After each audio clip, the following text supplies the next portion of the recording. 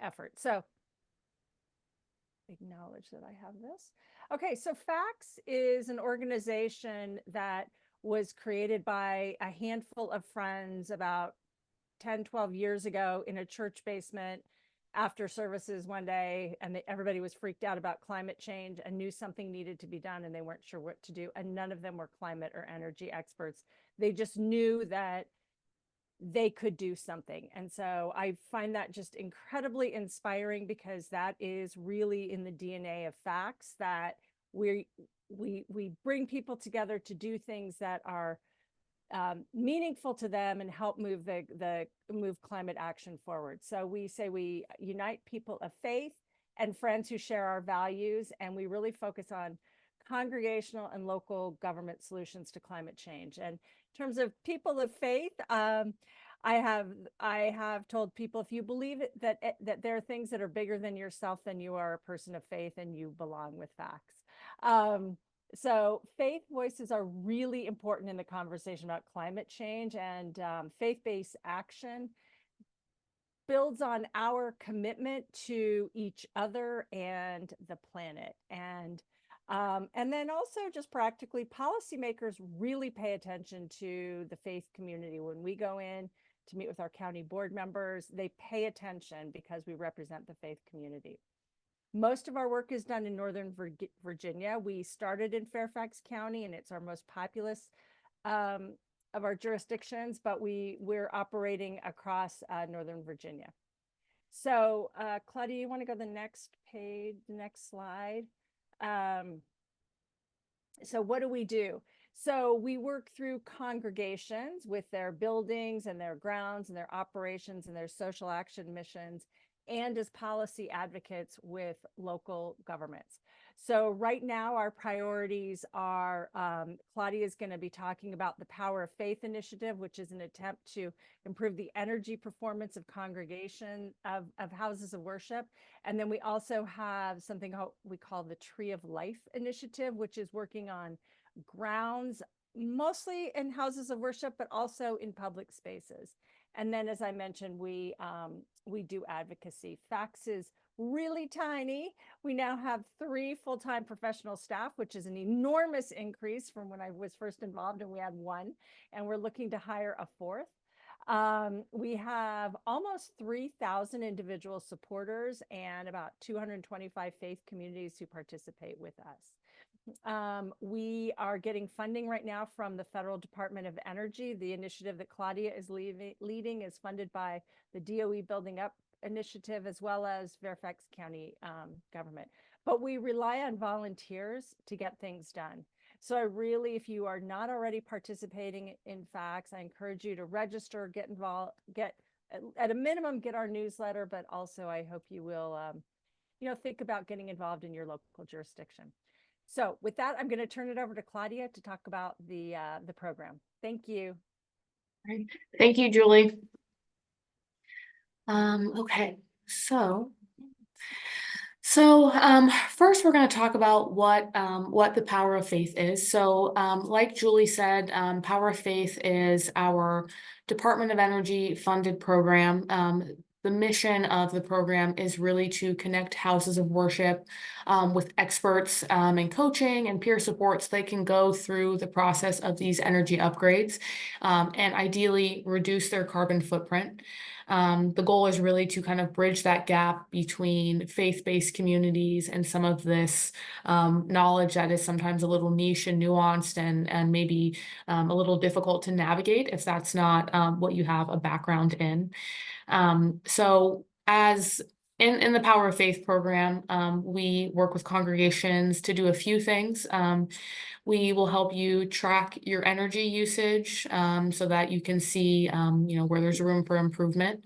We'll help you identify building upgrades, and there are some that there are building upgrades at all levels, right? So there are some that are going to be, I think a lot of times when people think of building upgrades, green building upgrades, people think of solar, which is a great option, but there are also a lot of smaller and more affordable things and things that are a little bit easier to manage that can be done that will help you reduce your carbon footprint. So like I mentioned, there's solar options, and then as well as other upgrades. And then lastly, our goal is to also help congregations secure financing to fund these projects. They can be quite costly, and it can be difficult to navigate all of the financing options that are out there. So we hope to, our mission is really to make this process as easy as possible for congregations, so that they can focus their energy and their money on their missions and the things that are important to them, and while still reducing their carbon footprint if that's something that's important to them. So when you begin your green energy upgrade journey, there are a couple of different steps. And I forgot to mention earlier, if you have any questions throughout the presentation, please put them in the chat, and then at the end we'll have a Q&A session and we'll go through all the questions, and we should be able to get through everything. So just put them in the chat, and then we'll do our best to answer them. So the first step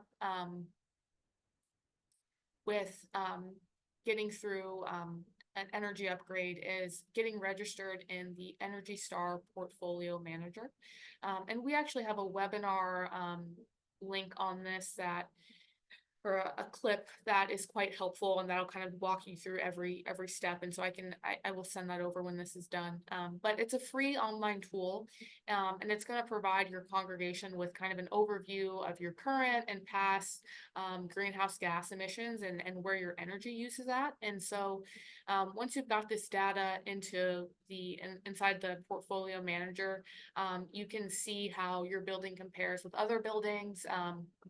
And it will also help you kind of identify what your priorities are, where there's the biggest room for improvement, and everything that you need to get done. So it's very helpful to kind of visualize what's going on in your building. Once you're set up in the Energy Star Portfolio Manager, the next step is getting an energy audit. And this can be where things get a little bit more challenging for several reasons. It can be difficult to find a contractor. You want to make sure that you're working with someone that has experience working with house of worship, and that is one of the areas that FACTS, that we do our best to be helpful. We have contractors that we have vetted ourselves or that have previously worked with congregations and been recommended to us by congregations. So once you get this energy audit, you're going to have a little bit more of a specific idea of what's going on your property and the equipment and where it's at compared to the ideal performance level, and see what technologies are available for you to make improvements there. So this graphic is just kind of an illustration of the different energy audits, the different levels, and what you can kind of expect from each level. So level 1 is just going to be a very quick kind of visual assessment, kind of looking to see what stands out as an area that could be improved. Level 2, you're going to get a little bit more detail. You're going to get into the numbers of where you could save money, where there's some operational discrepancies, a kind of a more specific outline for what your next step should be. Whether that's more data collection or actual tangible replacements of equipment. And then as you move into step 3, you'll have it's just an even more kind of specific and granular version of step 2. So you'll have a little bit longer term data analysis, a whole building computer simulation, and then a little bit some modeling that'll be a little bit more accurate and specific. So that's kind of an overview of what to expect with your energy audits. Okay, so moving on to the next step with upgrading your building. So weatherizing your building, this is something that can be, this is kind of what we call a lower hanging fruit. And like I said earlier, I think, a lot of times when we talk about being green and making energy efficiency upgrades, we immediately think of solar, and that is a great option, but there's also a lot of smaller things that can be done that will actually make a big difference too. And that if these aren't done, these bigger projects won't really be as effective as they could be. So it's really important that you start from, kind of the ground up.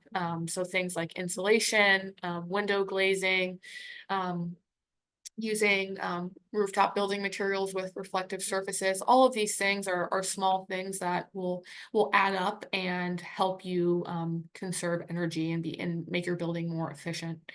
Um, Another kind of easier upgrade to make is installing LED lights, switching out your old light fixtures with LEDs, and then trying to get appliances that have a high Energy Star rating.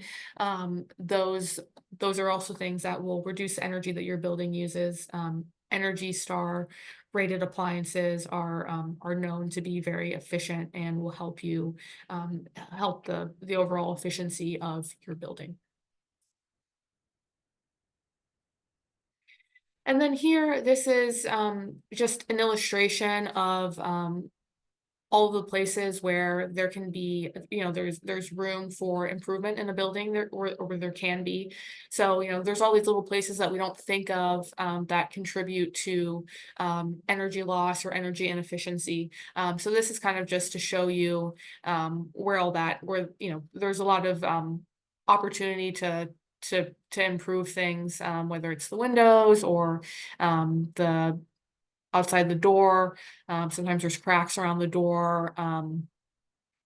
Attics are not always as insulated as well as they could be. So all of these things add up to reducing energy efficiency. And they're also, again, these are relatively more, these are projects that are a little easier to take on than some of the bigger energy upgrades. So these are great places to get started.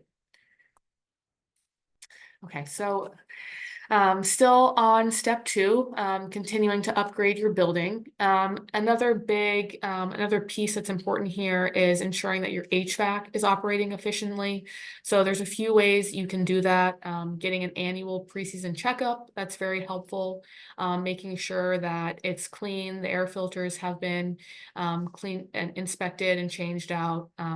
A smart thermostat will help you have a better idea of what's going on with your HVAC. And then lastly, sealing off your ducts. You can use metal tape and just making sure that everything is insulated so there's no energy being lost. BEMS, which is Building Energy Management Systems, is another great tool that can help you control and monitor what's going on in your building. So it connects all of your building's systems into one platform, so that you can see kind of everything at the same time. So this is another tool that will kind of consolidate and hopefully streamline what you've got going on when it comes to energy efficiency, to help make things easier. And then just another note about heat pumps. The EPA loves heat pumps. They're very energy efficient, environmentally clean. They're cost effective for heating and cooling. So that's always a great upgrade to make if you need to make it. Lastly, once all those steps are completed, then it's, a really good time to look into the option of solar. And I think a lot of times, and myself included, when I started this job, I thought of solar as just on roofs, and you can actually put it a lot of other places. Roofs are sometimes the best option because it's higher up and there's nothing blocking the sun from hitting them, but there are a lot of other places you can put solar panels. There's some new federal funding available for nonprofits through the Inflation Reduction Act, which helps make it much more affordable. So it's a good time to consider that.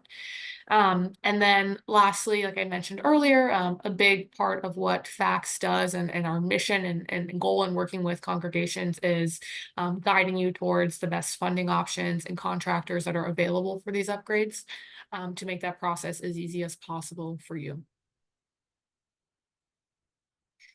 Okay, and so one of our last slides here, the resources and financing we have available. So next steps, we're always excited about having new congregations join FACTS and be on board with Power of Faith. Like I said, our mission is to help as many congregations as possible go green. So joining Power of Faith is easy, it's free. We ask that congregations that we work with sign a memorandum of understanding, which is it's just a non-legally binding document that internally it helps us track who we're working with, and it provides an outline for both parties so that it's the most productive partnership possible. Once you're in the Power of Faith program, you are eligible to apply for our matching grant program.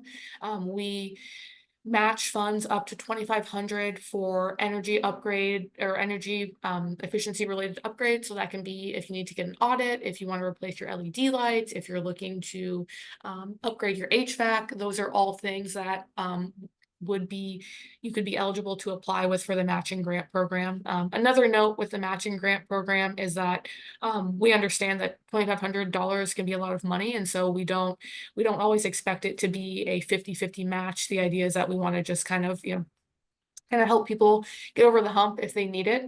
So please, if you feel like you'd like to apply but you don't know if 2,500 is reasonable, we're not sticklers on that part of it. We want to just help congregations move forward with this. There's also, depending on your location, there's the energy conservation grant available through Fairfax County. So you can get quite a bit of money here. If this is something you're interested in, I can connect you with the program coordinator and she'll help you with your application. There's also a number of denominational resources. So depending on your congregation's denomination, I know we have a congregation that we work with that's part of Power of Faith, and they receive denominational funding through a Presbyterian foundation. So that's something that can be looked into. And then lastly, when you join Power of Faith, you get access to our technical guidance document, which is a more robust version of the presentation I gave tonight. So it has a lot of the information that was in tonight's presentation, but it will also have our list of contractors and financing options, and the denominational resources, and then more information on the energy conservation grant. And then the added part that you get with joining Power of Faith is that you get access to to me, and the idea being that I guide you through the process, and am there with you through every step, and can join on meetings with contractors or whatever you may need, or like I said, our goal is really to make this as easy as possible in whatever way we can. Um, and so before we open it up for questions, I'll just put our contact information here, and our website. So like I said, my name's Claudia. So if you have any questions, please, please, please email me. I think we'll definitely have time to get through all the questions tonight. But if anyone has additional questions, please email me. We can set up a time to talk. Be happy to find some time outside of this to get you going, and whatever you need, if there's questions or if you want to apply for something or whatever it is, I'll be happy to help with that. So I'm going to stop sharing my screen now, and then I'll go to the chat and we'll start going through some of the questions. And then, oh, I just saw this. Can you please increase your volume? I think that might have been for me. Yeah. Okay. Okay. All right. Okay. So there aren't any questions in the chat related.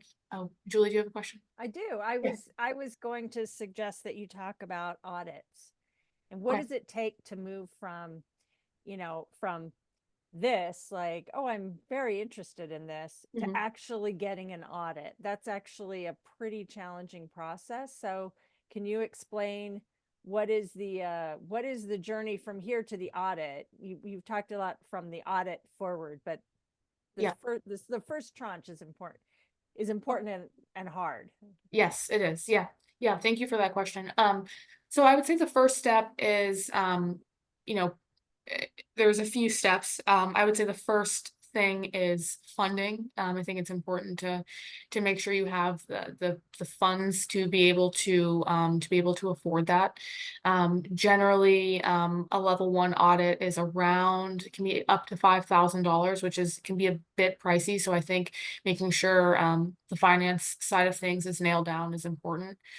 Secondly, when it comes to finding a contractor, I think it's really important. Um, I do think, the the less expensive options are not always better. I think it's really important to find someone who has experience working with small commercial buildings or houses of worship in this case. Um, I think it's also helpful to have to be set up in the things like the Energy Star portfolio manager are helpful because they give you a general kind of understanding of where things are at so that when the contractor comes in, it doesn't feel like, they're saying a bunch of things that you're unfamiliar with. I think being familiar with some of the language and what is going on in your building can be very helpful. And I think also having goals, saying we would like to, and I think that's the other benefit of the Energy Star portfolio manager. It kind of helps you make your goals a little bit more concrete and into the numbers. And you can say, we want to be here by this year or make, get to this step or in terms of energy efficiency by this year. So I think familiarizing yourself with the language as much as possible, making sure you have the funding, and then being in a position to find a contractor that will really be able to help you from start to finish is important. Thank you. There's some contractors coming in. I mean, there's some questions coming in. Yep. Okay. Okay, we have a question here. How do congregations access Department of Energy grants? Is there any resource we can look at? We looked at it before and applied for grants for energy efficient HVAC upgrades through Interfaith Power and Light, but it did not succeed. Okay, so it's hard for me to know since I'm not, not with Interfaith Power and Light, it's hard for me to know exactly the details of why that grant didn't wasn't approved.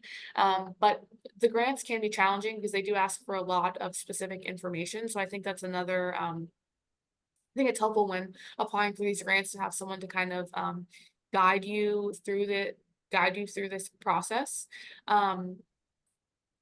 The Department of Energy grants.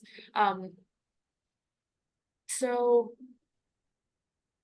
yeah, I'm wondering, James, could you be more, so there aren't so the Department of Energy awards grants to organizations like FACTS, but then for congregations, those grants come from other sources.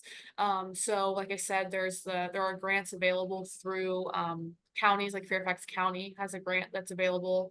Our congregation has matching grants that are available.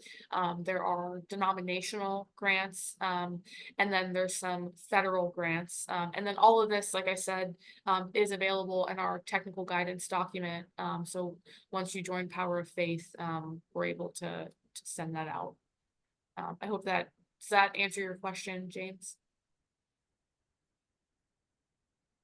Yeah, that was very helpful. And Okay. I just to mention, when we put it together, it's the way we understood the application process. That DOE wanted a aggregated proposal with organizations underneath the aggregator. So that's why we went with this interfaith power, because they were organizing this kind of aggregated proposal. Because I guess Department of Energy didn't want a whole lot of little tiny Right.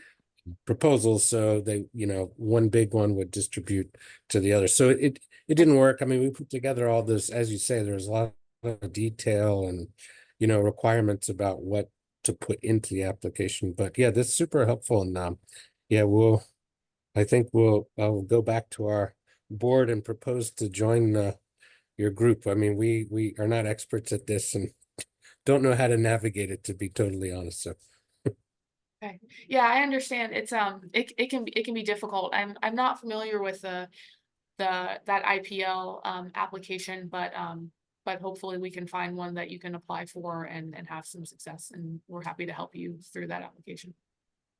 Yeah, thank you very much.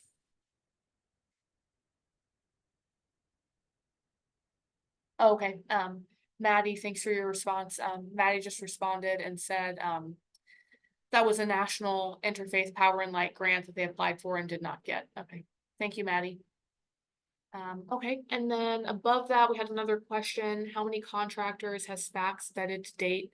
Currently we have, off the top of my head, I believe, 3 contractors that we have vetted, and then, around 3, maybe more, I think 3 to 4, financing, options and organizations that can help with the financing side of things.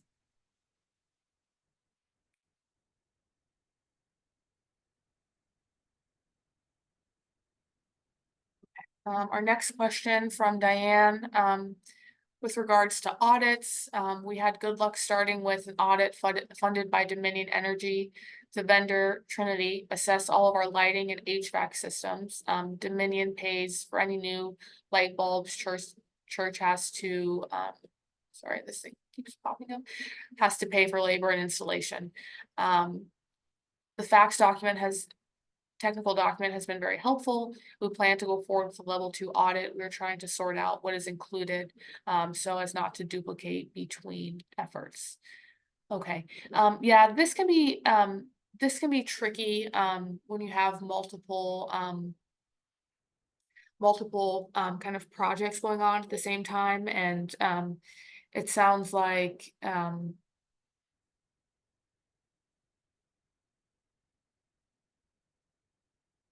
yeah, this can be difficult. I think my advice here when trying not to duplicate efforts is to, I think sometimes contractors will offer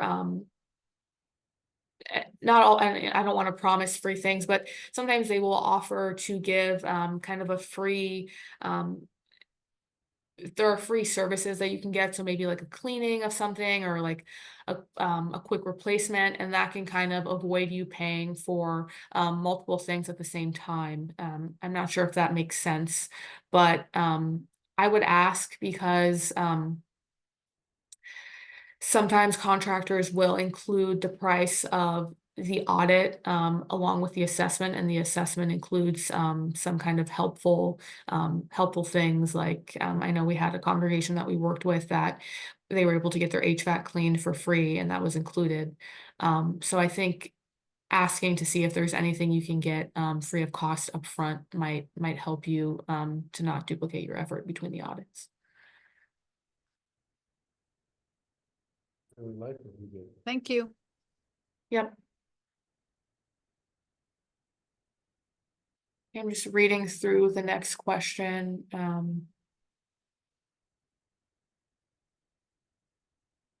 Claudia, we have a number of people on who are familiar with Rock Springs, so maybe Jerry can just talk through his comment, if you don't mind.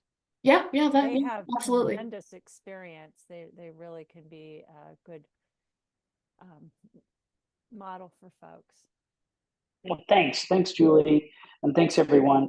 Yeah, no, I think we started on this journey in 2016, and the first thing we did was to purchase 100% green energy, and it is very cheap to do so, and it really matters.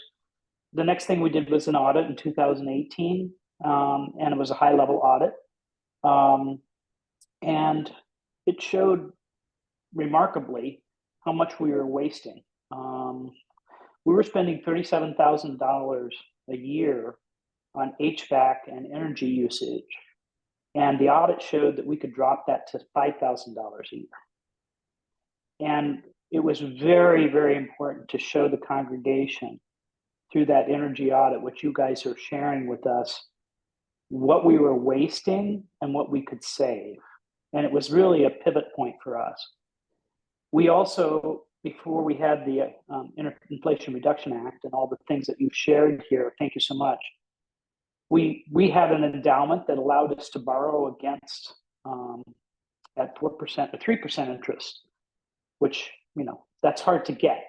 But we were able to do $110,000 solar panels, and they fully supply 2 of our 5 buildings on campus with energy when, and we get money back from Dominion.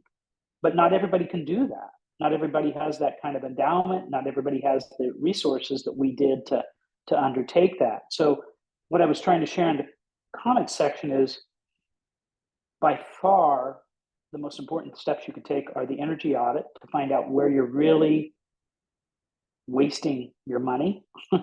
And number 2, insulation is by far the biggest bang for the buck that you can do. And number 3, when you talk about energy usage, you have to also talk about your supply. And your supply can be met not with solar panels. That's great if you can, but you can also purchase green energy. You can also, purchase community solar. You can do all those kinds of things so that you're trying to reach net zero overall. So long-winded answer, but just a comment to share what our experience was. Thank you, Jerry. That's helpful. Yeah, Rock Springs has gotten a lot done. So yeah, it's a good example of what can be done, and how to get through the process, and how it pays off in the short and long term, I think. Are there any other questions? We've got some more time. Okay, let's see. We've got another question for Jerry. What parts of the envelope did you insulate, and what kind of construction were those parts, built up roof, etc.? Yeah, the cold drops and heat rises. There's not much you can do with your walls in an existing building. Your windows you can, but what's above your head is the most important thing to concentrate on. So in our choir room by the sanctuary, we had bat insulation. That's the pink and, stuff that, has a cover on it. It's only, I don't know, R16 maybe. It was moved all around. So the only thing between that choir room and the outdoors in many places was a drop ceiling. So just imagine how much energy we were wasting. And everybody was complaining that they're heating up in the summer and really cold in the winter because the HVAC system couldn't. Mind you, we had a really high efficiency HVAC system, but that didn't matter if you didn't have the insulation.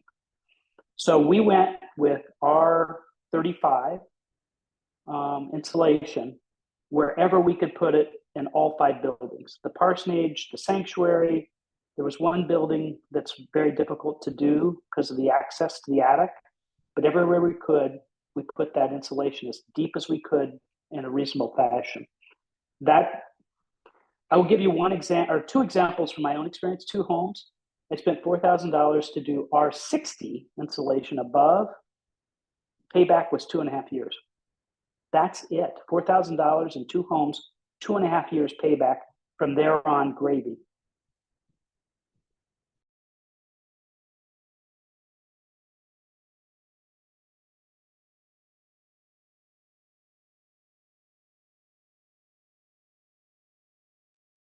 Okay, thank you.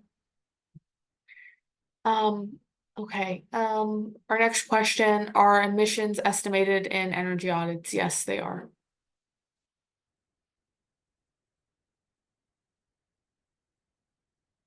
And then Diane Hazard asked, can you offer help on how to set goals for energy efficiency? Yeah, so I think once you're set up in something like the Energy Star Portfolio Manager, and you can actually see the numbers and see how much you're wasting or not, and then I think once you have an audit as well, that can kind of give you an idea of what things, where this energy loss is coming from and what needs to be improved on. I think those 2 help you kind of have a benchmark and numbers. And once you see those numbers, it's a little bit easier to kind of numerically have this goal. And I think that makes it a little easier to get through that process, when you can actually see the numbers, and you can make the goals a little bit more concrete, from a numbers standpoint.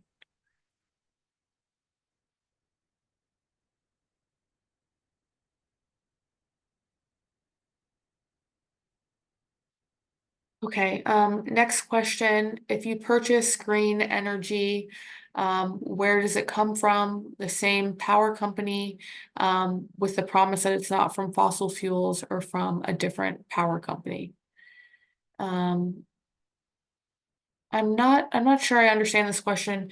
Mark, do you mean, if you make the purchases for an energy upgrade? Is that what you're asking?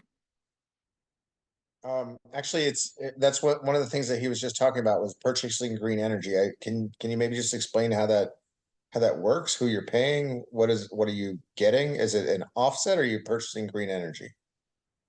So what you're doing is, if you use Dominion, you're already paying the money to buy your electricity. They have had since 2008 a program blessed by the Obama EPA of wind, solar, bio, and hydro. And if you're purchasing electricity from Dominion, you can choose to say, no natural gas, no fossil fuels. You are going to go out and, supply me with these alternative energy sources. Now, does it mean that all the electrons coming into your congregation or your home are green? No, but you're using the power of your dollar to say to Dominion, do the right thing, darn it. And that's what they have to do. And there are others like Acadia, and you can do community solar. There's all kinds of things. You can easily research this. But the simple thing with Dominion, it's a little bit extra, which I really resent. They make you pay extra for this. It's not much. I don't know, maybe it's $10 or $20 extra a month in my home. But that's what that is. It's like, if you're going to take my dollars, you're going to use it for green energy in the supply. Thank you.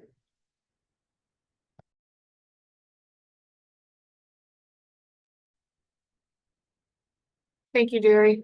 Do we have any other questions? And then if there aren't any questions that that people think of right now, like I said, you can email me. I'll put my email in the chat before we wrap up here, but I'll leave it open to any more questions if anyone has any.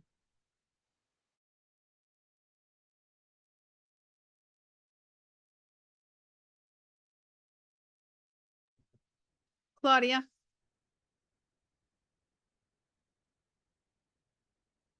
Yes.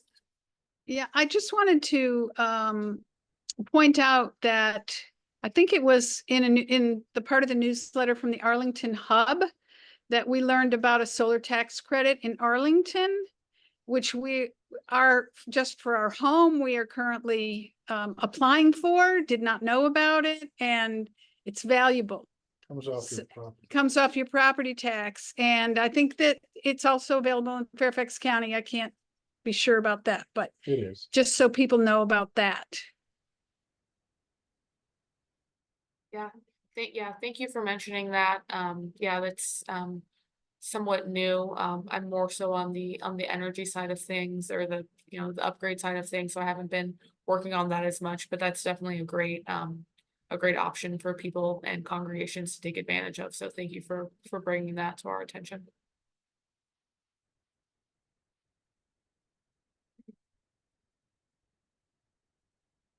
Okay, well, So next steps for folks is to get in touch with you, right? Yes. Great.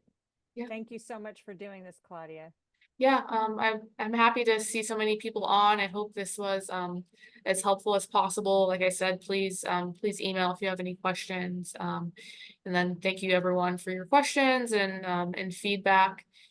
So hopefully we'll have some new Power of Faith members. We'd love that. And hopefully we'll see you all again next month on our next webinar. Right. Thank you. Thanks, everybody, for coming. All right. Thank you, everyone. Have a good And night. thanks for Reverend Davis for pulling people Thank you together. again. Bye-bye. Yeah. Thank Thanks, you for everyone. helping put this together. Thank you. All right. Thank you, everyone. Was.